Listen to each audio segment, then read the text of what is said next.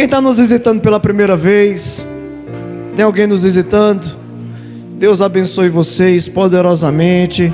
É uma alegria. Amém. Então também minha sogra está aqui hoje. Olha que coisa boa. Sempre ela vem nos visitar e é uma alegria a gente poder adorar o Senhor juntos. Abra sua Bíblia em 1 Pedro, capítulo de número 2.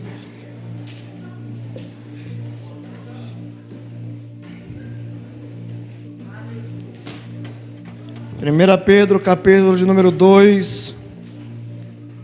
Vamos ler o versículo 9 e 10.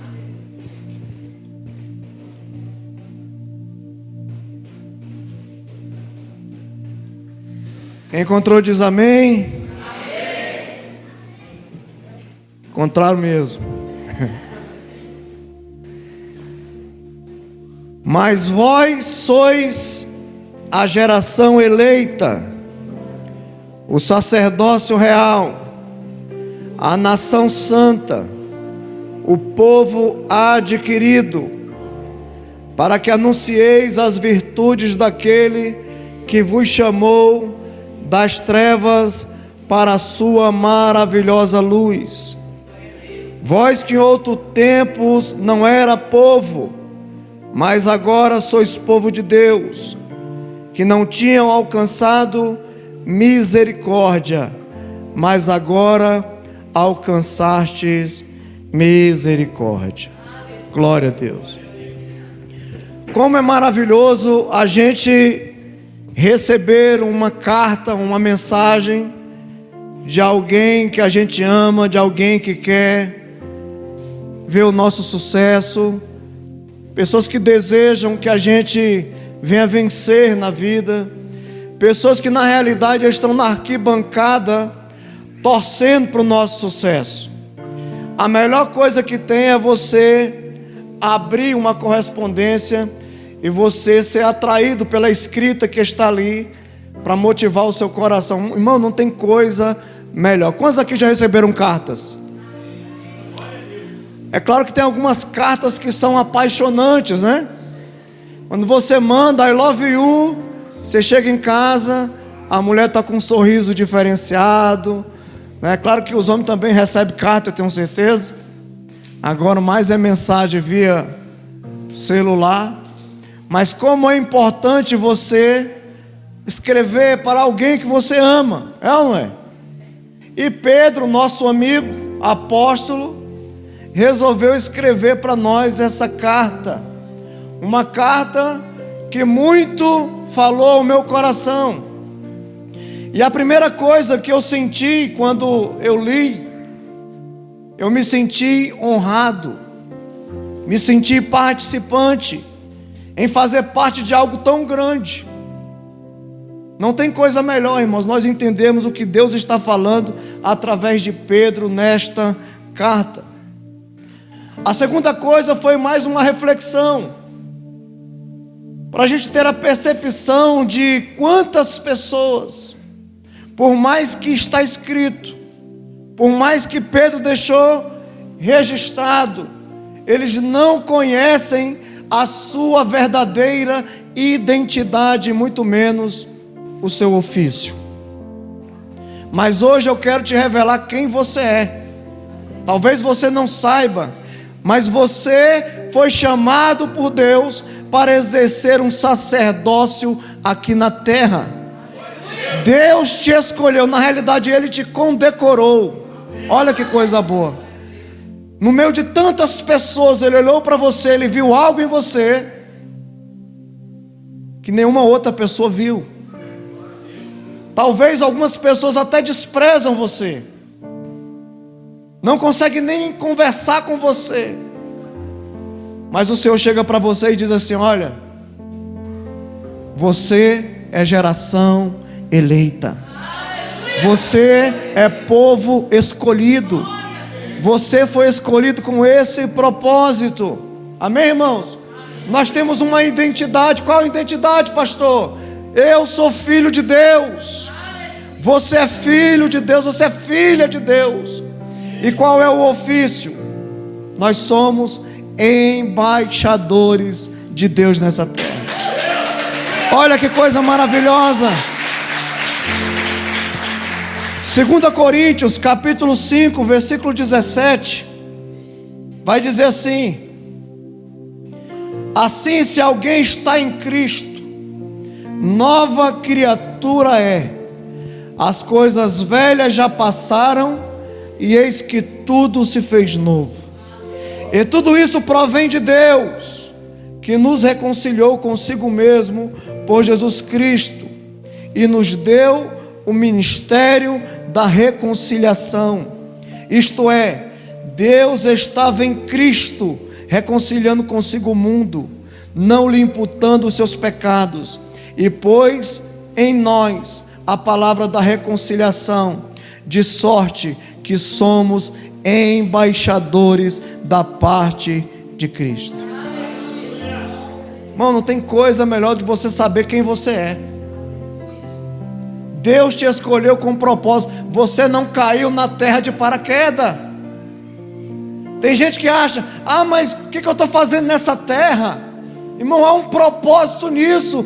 Deus te escolheu e ainda te deu um brasão para que você seja realmente essa referência nesta terra para inúmeras pessoas. Deus te escolheu. Diga para a pessoa que está ao seu lado: Deus te escolheu com propósito. Você faz parte, diga, você faz parte do sacerdócio real. Isso não tem a ver com sua performance. Isso não tem a ver com seu currículo. Não tem a ver com sua condição financeira. Não. Isso não tem a ver, irmão, com a sua performance. Não tem. É da parte de Deus. Deus, Ele te deu, Ele te entregou de graça, para que você fosse esse exemplo. Amém, irmãos? E Pedro, que escreveu essa carta, ele é um exemplo para nós. Ele pode falar com propriedade. Ele pode falar porque, na realidade, ele mostra as suas fragilidades caminhando com Jesus. E assim somos nós. Na medida que nós vamos caminhando com Cristo, quantos aqui não tropeçaram? Quantos aqui algum dia não ficaram chateados com alguma coisa e desejaram parar? Quantos aqui algum dia não foram traídos? Isso acontece. Aí Pedro vem, um homem que foi chamado por Jesus, um pescador, um homem que ninguém olhava para ele e dava coisa alguma, um homem que caminhou com Jesus há algum tempo, e mesmo diante de caminhar com o mestre, ele negou Jesus 3 vezes, e teve ainda que conviver durante muito tempo com a síndrome do galo, porque assim acontece com a gente. Vez por outra, quando você faz alguma coisa de errado, de imediato, quando você passa por uma situação, você lembra do que você fez. E Pedro, com certeza, quando o galo cantava, ele diz: cale esse galo, por favor. Eu não aguento mais essa lembrança. E é justamente nesse momento que ele tem essa síndrome, que o seu coração está angustiado. A Bíblia diz que ele volta para a vida velha. E quando ele está na sua prática original, que ele era pescador, ele estava pescando, a Bíblia diz que aparece um homem na beira da praia e chama ele de volta e diz: Pedro, eu te chamei não foi para esse ofício, você é um sacerdote real. Há um propósito maior na sua vida. E Pedro imediatamente aceitou essa condição. Pedro aceitou ser mudado. Pedro não aceitou mais a condição do inimigo. Por mais que o inimigo falava, por mais que o galo cantava, Pedro agora tinha convicção de quem ele era em Cristo Jesus. E ele escreve essa carta, ele é intencional. Ele quer mostrar para a igreja, ele quer mostrar para nós que éramos considerados como gentios.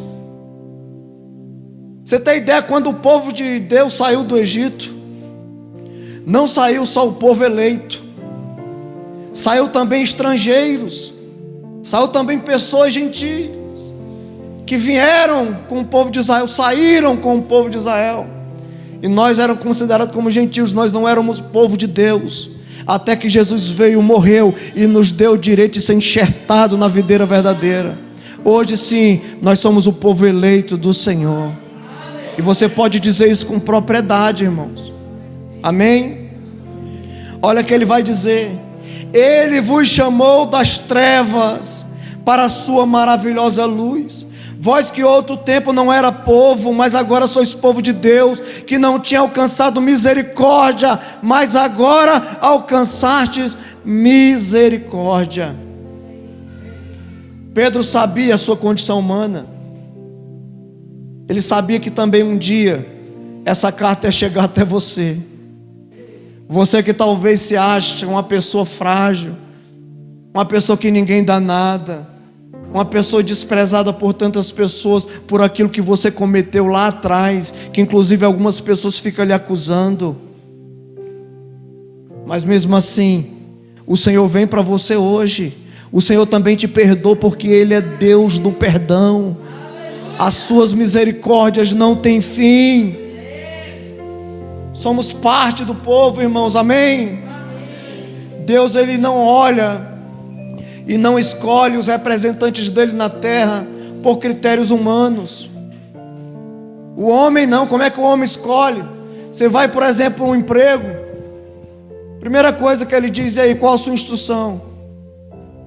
Qual o seu grau?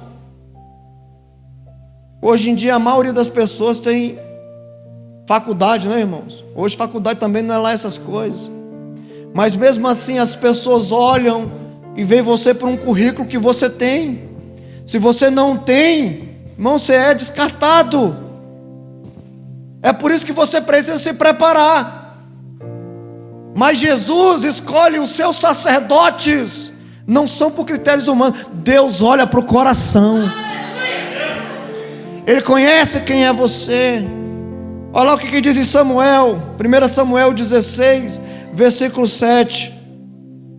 Porém o Senhor disse a Samuel: não atentes para a sua aparência, nem para a grandeza de sua estatura, porque eu tenho rejeitado. Porque o Senhor não vê como vê o homem, pois o homem vê o que está diante dos olhos, porém o Senhor olha para o coração.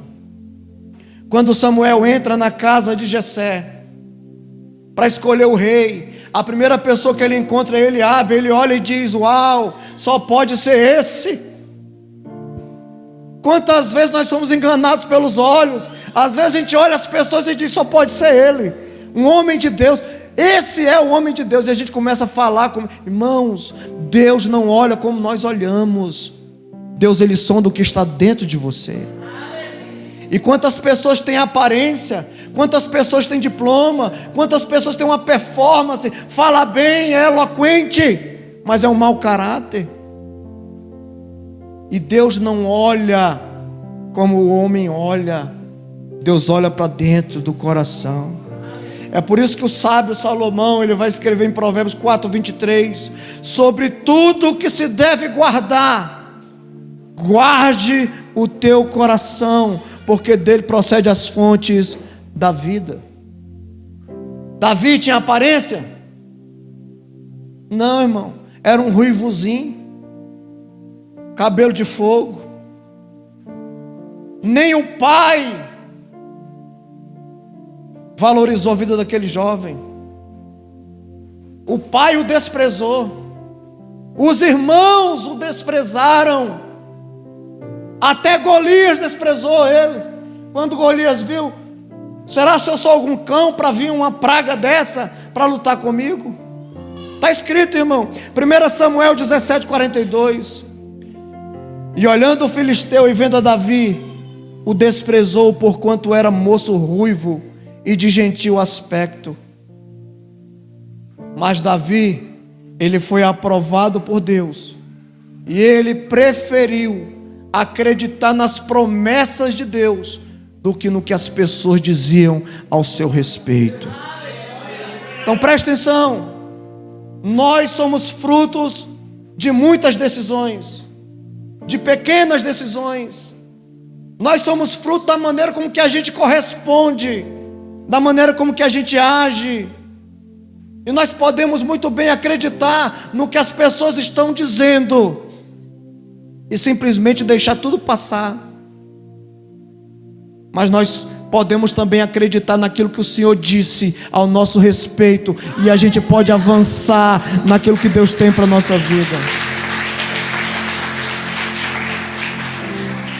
Jesus passou por julgamento também, irmãos. Quando Jesus começou o seu ministério, Ele escolhe alguns discípulos, Ele escolhe Filipe. E Filipe vai até Natanael. Quando ele chega até Natanael, ele diz: olha, nós encontramos o Messias. E ele é lá de Nazaré. E de imediato ele diz: pode vir alguma coisa boa lá de Nazaré? Pode vir alguma coisa boa lá de Aguarlinda? O que você diz, irmão? Pode vir alguma coisa boa da Igreja Novo Tempo? Pode vir alguma coisa boa da sua vida? Pode sim, irmão. Você precisa acreditar em você. Você precisa acreditar em você. Jesus não parou para se lamentar. Jesus não parou para chorar. Os outros eram falando e ele ia fazendo, ele ia projetando, ele ia sonhando, porque ele sabia quem ele era. E a pergunta é: quem é você? Que às vezes a gente fica preso a palavras destrutivas, irmãos. A gente fica preso, paralisado. Não vai dar nada. Essa empresa vai fechar. O casamento vai acabar. E as pessoas vão falando um bocado de coisa. Esse filho não vai dar para nada. E de quem é a última palavra na sua vida? Porque muita gente pode falar muita coisa. Olha o que Paulo diz no capítulo 3, versículo 13 e 14. Mas uma coisa faço, esquecendo-me das coisas que para trás fico, e avançando para a questão diante de mim, prossigo para o alvo, pelo prêmio da vocação de Deus que está em Cristo Jesus. Nós somos o sacerdócio real. Somos sacerdotes chamados para ministrar nesse tempo, nessa época. É claro que o nosso sacerdócio não é um sacerdócio levítico, é um sacerdócio atual, que o próprio Jesus deu a cada um de nós. Amém, irmãos? Amém. Naquela época, o sacerdote usava uma mitra, que era uma espécie de chapéu, um turbante, e tinha uma escrita nesse turbante que era santidade ao Senhor. Quantos são sacerdotes aqui estão entendendo isso? Você precisa andar em santidade a partir de hoje. Se você não andava no caminho de santidade, você precisa andar em santidade, porque sem santificação ninguém verá o Senhor. Agora isso vai exigir de você um posicionamento. Vai exigir de você, irmãos. Nada vem de graça. A tua salvação teve um preço, e foi um preço de sangue. E tem gente que diz: eu vivo pela fé, eu vivo pela graça, e eu posso fazer o que eu quiser que eu estou salvo. Conversa fiada. Até a salvação tem que ter esforço. Lembra quando Josué ficou chorando quando Moisés morreu? O que o Senhor falou para ele? Esforça-te e tem bom ânimo. Do mesmo jeito que eu fui com ele, eu vou ser contigo. Tem que ter esforço, irmão. Escolha se santificar, se esforce por isso. Porque a gente se esforça para tanta coisa. É ou não é? Amanhã vai ter uma chave de um carro para quem chegar aqui primeiro. Tem gente que nem sair daqui. Não ia nem precisar de barraca. Você ia falar: o que você está fazendo aqui? Ele está no frio. Ai, pastor, eu quero. E por que para o Senhor nós não podemos fazer alguns sacrifícios? Precisamos decidir. Isso é decisão. decidir andar em santidade, decidir ser mudado. Decida ser mudado. O Senhor quer te mudar. O que você tem que fazer? Aceite essa condição. O primeiro passo é esse. Decida ser mudado. Decida. Eu, vez por outra, eu decido mudar até o visual. Eu é assim, é ser meio velho e ser meio novo. Decida ser mudado. Eu fui na casa de uma pessoa, a pessoa olhou para mim e falou assim: o pastor pintou o cabelo. Eu falei: eu só pintei porque eu vi escrito que tudo na vida é vaidade. Então decida ser mudado, mas decida também ser moldado por Ele. Porque não adianta você simplesmente querer mudar e fazer as mesmas coisas. Ah, eu quero tanto mudar, mas quando o pecado vem, você cai. Quando uma situação vem de maneira fácil, você cai. Decida ser mudado, mas decida também ser moldado para a glória do Senhor. Você sabe qual é o resultado para quem deixa ser moldado? Você já está mudado, agora está sendo moldado. O que precisa agora? Só ser cheio. E quando você é cheio, foi o que aconteceu com Pedro. Lembra que Pedro negou Jesus 3 vezes? Mas a Bíblia diz que eles ficaram no cenáculo reunidos, eles estavam juntos, no mesmo lugar. E o próprio Jesus disse: fiquem lá, até que do alto vocês sejam revestidos de poder. Ele decidiu mudar, ele decidiu ser moldado, agora ele queria ser cheio. Então decida ser cheio para a glória de Deus. Entre na presença de Deus, se humilhe diante de Deus, ofereça sacrifício vivo. Qual é o sacrifício, pastor? Diga: sou eu. Você tem que se apresentar diante de Deus. Era assim que os sacerdotes faziam. Eles entravam no ambiente. O único lugar que eles estavam era o lugar santo. Eles ficavam ali. E o sumo sacerdote entrava no Santo dos Santos. A pastora Patrícia ministrou esses dias sobre isso. E se você for olhar, o tabernáculo, ele era feito da seguinte forma: havia 3 portas. Havia a primeira porta, que era no átrio. Havia a segunda porta, que era no lugar santo. E havia a terceira porta, que era no lugar do Santo dos Santos. Aquela primeira porta, ninguém podia armar barraca. Na frente ali do caminho, ninguém poderia fazer barraca, colocar barraca ali, porque ali era a porta do caminho. Todo mundo entrava por ali pelo átrio.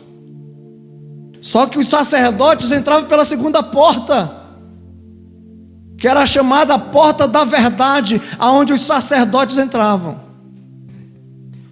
O lugar do sumo sacerdote é chamada porta da vida. Só quem entrava era o sumo sacerdote uma vez por ano, ainda amarrado.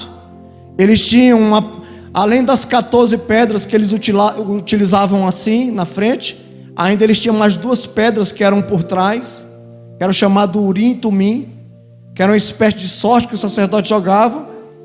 Por isso que a Bíblia vai dizer sim, sim, não, não. Seja o vosso sim para o sim e o não para o não.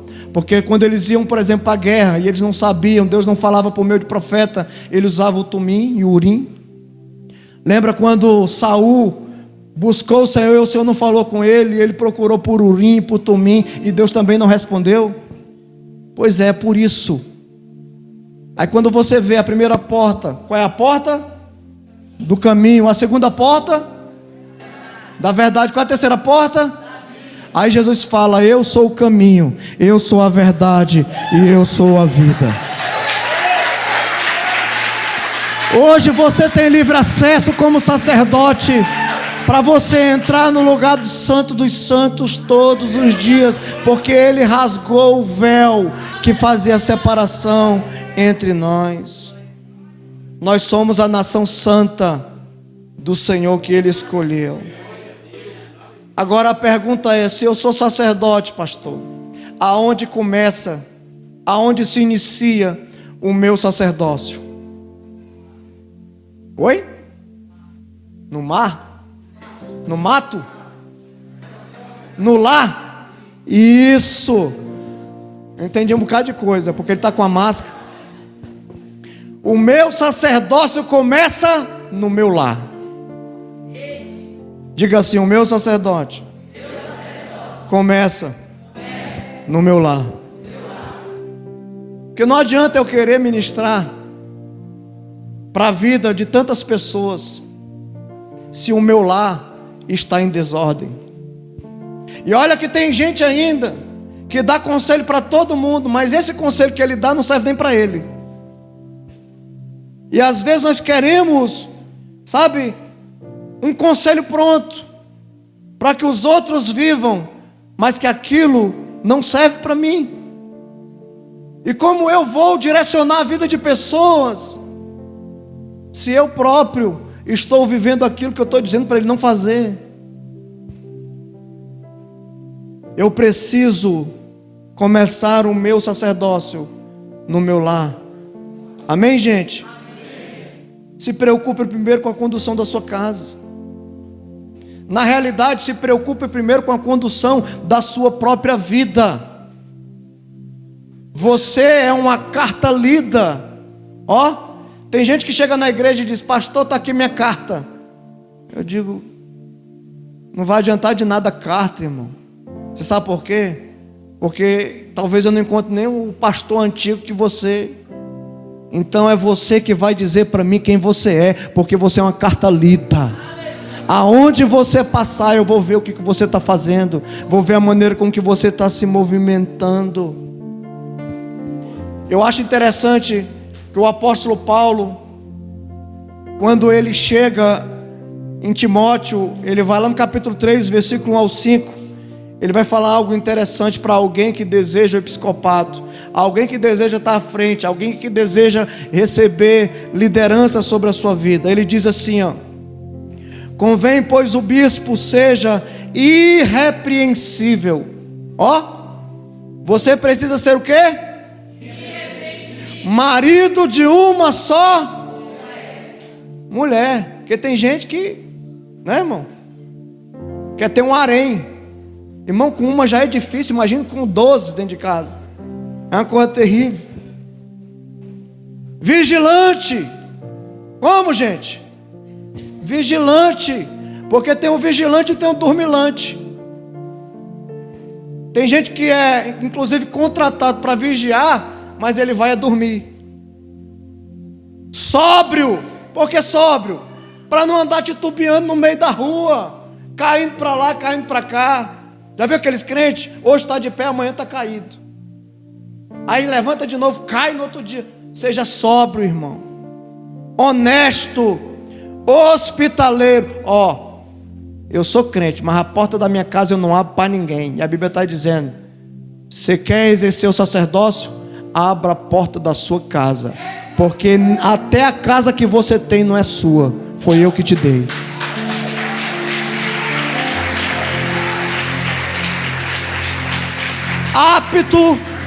Apto para ensinar, não dado ao vinho. Tem gente que olha para cá e acha que a gente pode tomar uma tacinha. Aí o cara toma uma tacinha hoje, toma uma tacinha amanhã, toma depois da manhã e vira um alcoólatra. Uma tacinha pode. Irmão, não espancador, não cobiçoso de torpe ganância, mas moderado, não contencioso, não avarento, que governe bem a sua própria casa, tendo seus filhos em sujeição com toda modéstia. Porque se alguém não sabe governar a sua própria casa, como terá cuidado da igreja de Deus? Paulo, ele foi o mentor de Timóteo, e ele falava para Timóteo, era na lata. Que às vezes você fala para alguns irmãos algumas coisas: estou chateado, vou-me embora. Irmão, vou buscar outra igreja. Lá vai ter outro que vai dizer: que vergonha de sua cara também. Você precisa mudar, é você que precisa ser mudado. Porque às vezes, irmão, a gente fica pulando de galho em galho. A gente vai para um canto, a gente vai para o outro, e a gente volta de novo. É o crente Tarzan. Oh, vai para outro lugar.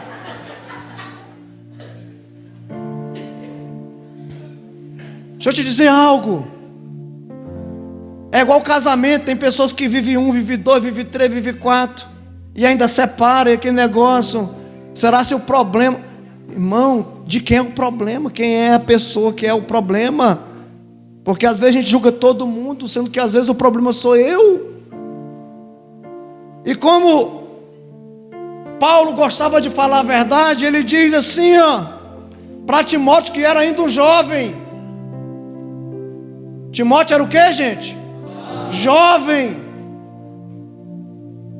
Timóteo capítulo 4, versículo 12, 1 Timóteo. Não despreze a tua mocidade, mas seja o exemplo dos fiéis. Seja o exemplo dos fiéis, no trato, no amor, no espírito, na fé e na pureza. Lá em 2 Timóteo 2,15 ele diz: procura apresentar-te a Deus aprovado, como obreiro que não tem o que se envergonhar e que maneje bem a palavra da verdade. Sabe o que ele está dizendo? Timóteo, é isso que você quer? Você tem certeza que você quer exercer o sacerdócio? Eu só estou te dizendo uma coisa: não é de qualquer forma que você vai exercer o seu sacerdócio. Timóteo, não é só um discurso, porque tem gente que tem um discurso pronto, irmãos. Você precisa ser o exemplo, porque você é uma carta lida. Diga: eu sou uma carta lida. Está escrito isso, pastor? Tá, 2 Coríntios capítulo 3, versículo 2. Vós sois a nossa carta, escrita nos corações, conhecida e lida por todos os homens. Então preste atenção, arrume a sua casa, arrume a sua vida, mude a sua forma de ser. Diga: eu preciso mudar a minha forma de ser. Isso não tem a ver com o seu ser, isso não tem a ver com suas movimentações.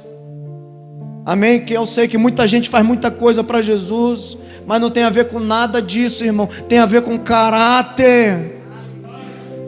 Aonde você passar, as pessoas têm que dizer: esse aí realmente é um filho de Deus.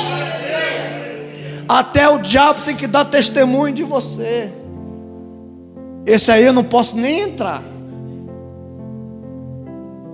O próprio Deus tem que dar testemunho de você, como disse de Jó: viste meu servo Jó, homem íntegro, homem temente, homem que se desvia do mal.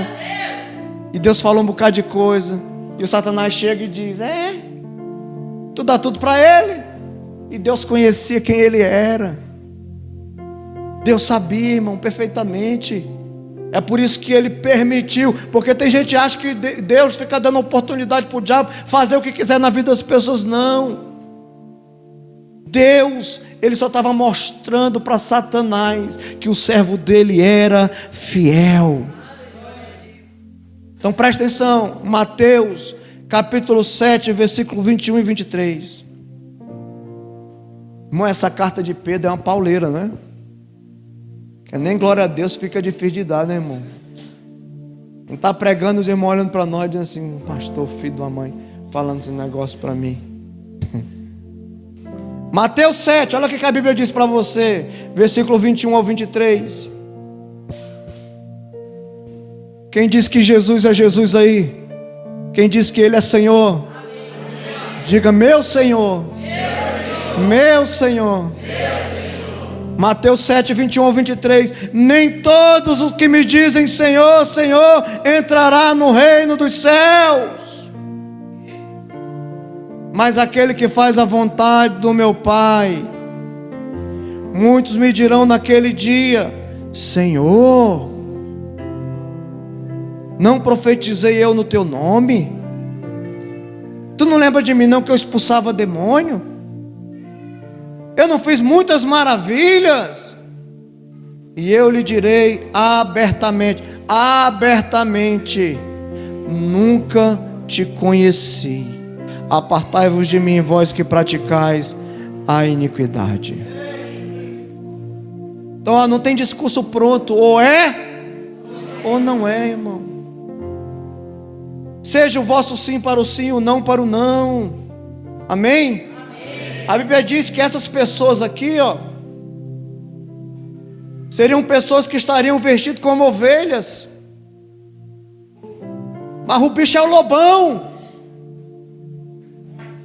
só tem aparência de ovelha. Cuidado, que às vezes tem gente que gosta de um discurso pronto. Alguém chega e diz: eis que eu te digo. Fala, servo de Deus, fala que eu vou ouvir agora. E ainda recebe. Presta atenção, julgue as profecias, que a Bíblia diz para você julgar as profecias. Julgue quem está falando. É isso que a Bíblia diz, irmão. E às vezes nós estamos aptos para ouvir de tanta gente. Irmão, você precisa ouvir de pessoas que ministram na sua vida. Amém? Olha como é que a gente identifica essas pessoas. Mateus 7, 16. Por seus frutos nós vamos conhecer quem eles são. Toda árvore boa produz bons frutos, e toda árvore má produz frutos maus.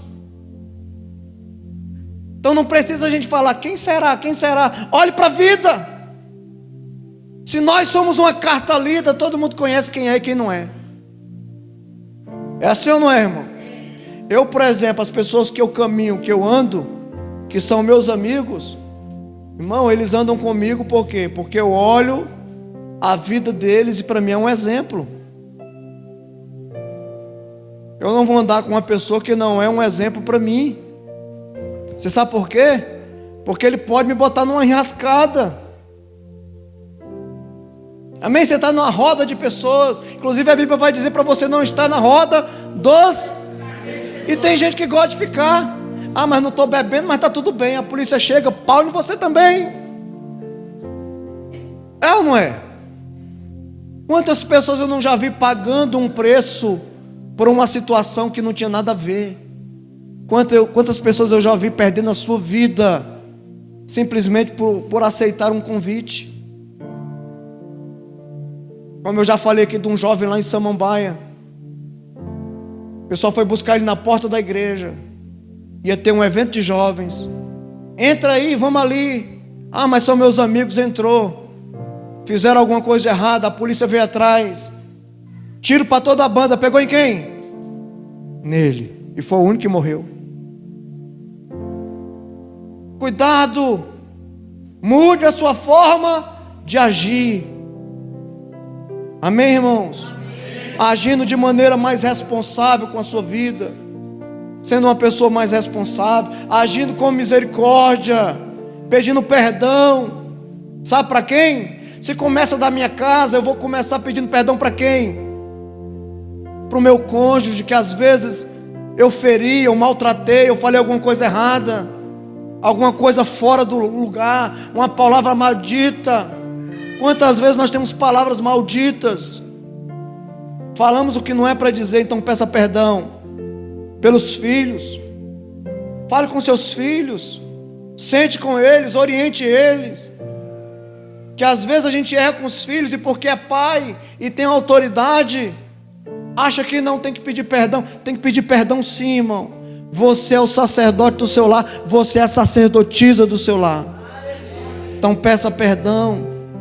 Amém? Amém? Não perca os seus filhos por falta de amor, porque o mundo está assim, com os braços abertos para recebê-los, por causa das suas escolhas erradas. Não perca os seus filhos por isso.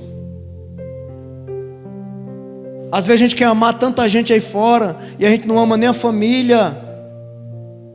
Não perca o seu casamento por causa de orgulho. Tem homem orgulhoso? É o que mais tem. Mulher, vixe.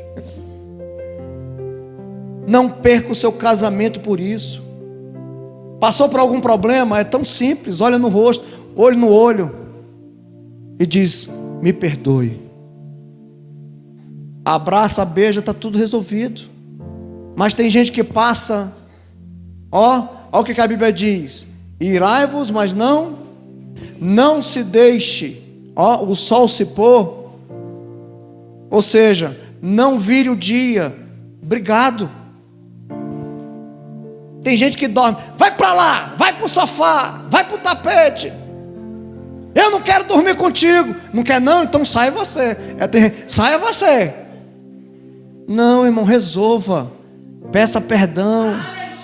Chega de orgulho. Orgulho é coisa do diabo. Ele que foi o maior orgulhoso de todos os tempos. Priorize o que realmente é importante na sua vida. Porque tem coisas que são boas. Sim ou não, gente? Tem coisas importantes, mas tem coisas mais importantes. Tem ou não tem? Olha esse texto aqui, Lucas 10, 38 ao 41. E aconteceu que, indo eles do caminho, entrou Jesus numa aldeia, e certa mulher por nome Marta o recebeu em sua casa, e tinha ela uma irmã chamada Maria, a qual, assentando-se também aos pés de Jesus, ouvia a sua palavra. Marta, porém, andava distraída em muitos serviços, e aproximando disse: Senhor, não se te dá que minha irmã me deixe servir sozinha? Diga que me ajude. E respondeu Jesus: Marta, Marta, tu estás ansiosa e afadigada com tantas coisas, mas só uma é necessária. Marta estava priorizando os serviços domésticos. Era pecado isso? Era algo bom? Sim, ela não ia servir Jesus. Só que Maria priorizou o que era mais importante. E às vezes nós priorizamos aquilo que não é tão importante. Você quer ver um exemplo? Como a instrução dos filhos. Às vezes você prioriza a televisão, às vezes vocês priorizam um jogo de futebol, uma saída com as amigas e esquece os filhos. Às vezes você prioriza o trabalho e deixa todo mundo jogado. Não reclame daquilo que você permite. Não reclame, irmão. Que às vezes tem gente padecendo, e outro, eu vou dizer mais. Prepara que hoje eu vim jovial, irmão. Às vezes a gente vê as pessoas na prova e a gente fala assim: tadinho. Deixa eu te dizer algo. Não coloque a mão aonde Deus está tratando. Não coloque a mão. Não é sobrar para você. Eu vejo às vezes as pessoas passando por algumas situações. Eu, como pastor, eu oro, eu apresento a Deus, e a minha oração é: Senhor, o Senhor sabe. Ajuda, abençoa, e possível faz. Se possível, faz. É a nossa oração. Você sabe por quê? Porque às vezes Deus está tratando. Quem foi que levou Jesus para o deserto? Foi quem? Então o Espírito vai te levar para lá, não é o diabo não. Nem tudo é o diabo não pode fazer nada com você, irmão. O diabo já é um largado, um safado, sabe, que não tem força alguma. Ele já foi vencido na cruz do Calvário. Ele não tem força. Agora, quando Deus quer tratar o ser humano, Ele leva ele justamente para o deserto, porque é lá que Ele vai servir vez por outra um pãozinho com água. Eu lembro do missionário reclamando da vida: Senhor, eu sou teu servo, já tem tanto tempo que eu estou pregando nessas aldeias, e todo dia pão com geleia, eu não aguento mais. Aquela oração desesperada. E o Senhor falou para ele: tudo bem, a partir da manhã é só o pão. Ele: não, Senhor, deixa a geleia.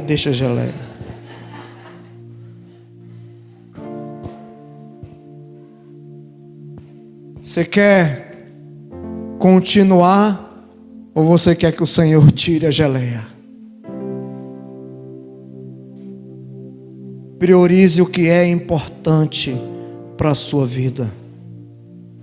Quantas vezes, irmão, nós queremos servir a mesa e nós esquecemos de nos alimentar dele, esquecemos de estar na presença.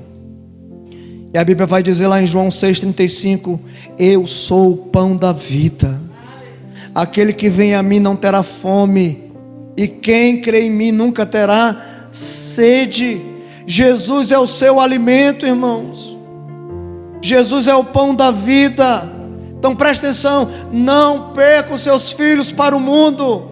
Se alimente de Deus, peça direção para Ele, peça direção, e Deus vai te dar direção. Amém? Amém. Prepare os seus filhos para exercer o seu sacerdócio, que um dia você vai embora, e quem vai ficar? A próxima geração. Eu estou cuidando dos meus filhos, é a próxima geração. Eles estão aí, eles pregam. Se eu partir, eles já se viram, irmãos. Já estão encaminhados, eles sabem quem é Jesus. Eles servem a Jesus não é porque eu mando, é porque eles amam Ele. Então faça isso, faça os seus filhos amar a Jesus. Não é aquele negócio de vamos para a igreja, se arruma. Não, irmão. Apresente um Jesus amor, um Jesus que ama, um Jesus que abraça. Amém? Ande em santidade. 1 Samuel capítulo 2 retrata uma história que talvez você conheça, mas deixa eu te ler aqui para você. 1 Samuel 2,12. Quem me dá 5 minutos? 5, 10, 15, 20. Dá para concluir. Eram, porém, os filhos de Eli, filhos de Belial. Eles eram sacerdotes. Mas olha como a Bíblia retrata esses homens. Eram, porém, os filhos de Eli, filhos de Belial, não conheciam ao Senhor. Porquanto o costume daqueles sacerdotes com o povo era que, oferecendo a alguém um sacrifício, estando-se cozendo a carne, vinha o moço do sacerdote com um garfo de 3 dentes e enfiava na alcadeira, na panela, no caldeirão ou na marmita, e tudo quanto o garfo tirava, o sacerdote tomava para si. Assim fazia todo Israel que ia ali a Siló. Também antes de queimar a gordura, vinha um moço sacerdote e dizia ao homem que sacrificava: dá essa carne para assar o sacerdote, porque não recebera de ti carne cozida, mas crua. E dizendo-lhe o homem: queime primeiro a gordura de hoje, e depois toma para ti quanto desejar tua alma. Então ele dizia: não, agora hás de me dar, e se não, forçarei e tomarei de você. Era, pois, muito grande o pecado destes moços perante o Senhor, porquanto os homens desprezavam a oferta do Senhor. Porém Samuel ministrava perante o Senhor, sendo ainda jovem, vestia com um éfode de linho fino. Olha a forma como a Bíblia retrata 2 sacerdotes, filhos de Belial, homens que não conheciam o Senhor. Você sabe por quê? Aonde ele errou, que era um sacerdote? Ele era o pai, irmãos, ele poderia muito bem corrigir, mas era um pecado de conivência. Ele via e não falava nada, ele não confrontava os seus filhos. E muitas das vezes nós perdemos os nossos filhos porque não confrontamos. Mas eu não vou falar nada com o bichinho, tadinho, está chorando. Irmão, tadinho, não. Corrijam seus filhos com amor, fale a verdade para eles. Se tiver errado, tem que falar. porque senão você vai perdê-los. Eu fico imaginando Eli, a tristeza desse pai. Imagine isso, irmão. Mas aí a Bíblia diz: porém Samuel ministrava perante o Senhor, sendo ainda jovem, vestido com um éfode de linho. Samuel, para quem não conhece a história, ele foi fruto de quê, gente? De oração, de lágrimas. Você tem ideia? Quando ela saía de Siló para ir aonde o templo estava, ela caminhava 25 a 30 quilômetros até chegar lá. É como se fosse daqui para Samambaia, lá para minha casa. E ela ia, e a Bíblia diz que ela derramava sua alma. Ela ia para um lugar de oração com todo o seu coração. Ela tinha os seus pedidos, sim, como nós temos. E ela falava com Jesus, falava com Deus, clamava a Deus. Mas a Bíblia diz que um dia ela orou diferente. Irmão, tem dia que a gente ora diferente, que até a gente sente que Deus respondeu. Não sei se você já sentiu isso, mas parece que às vezes quando a gente está orando assim, parece que a gente entrou, foi lá, e a gente vê os negócios acontecer. E nesse dia ela orou diferente. E o sacerdote olhou para ela, ouviu a boca dela só mexer. E ainda diz: retira de ti o teu vinho, mulher.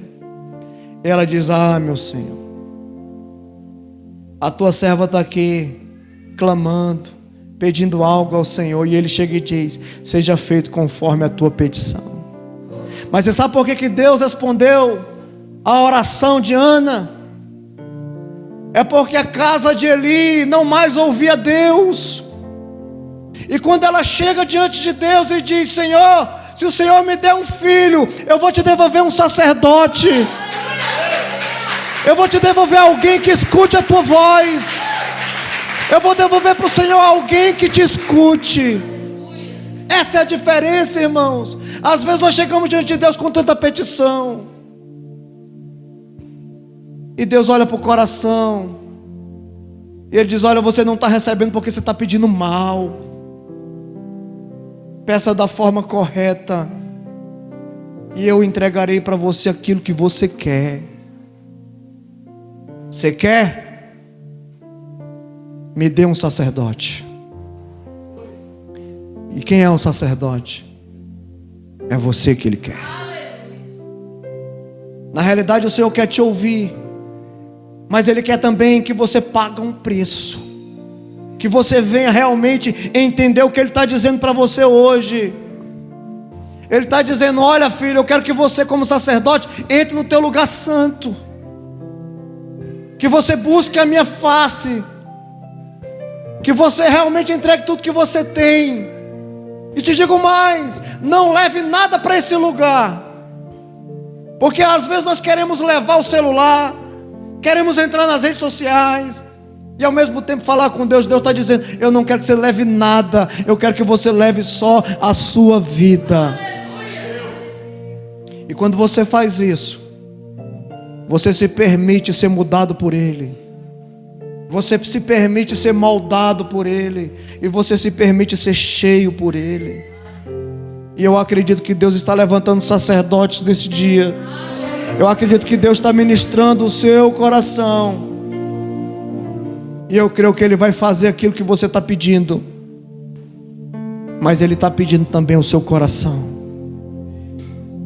Dai-me a sua vida. A palavra de Deus vai dizer bem assim: aquele que quiser vir após mim, negue-se a si mesmo, tome a sua cruz e siga-me. Quem quiser ganhar a sua vida aqui na terra, você vai perder, irmão. Mas quem quiser perder essa terra por amor dele, vai ganhar algo muito maior.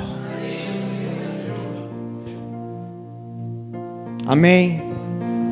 Fique de pé que eu quero orar por você.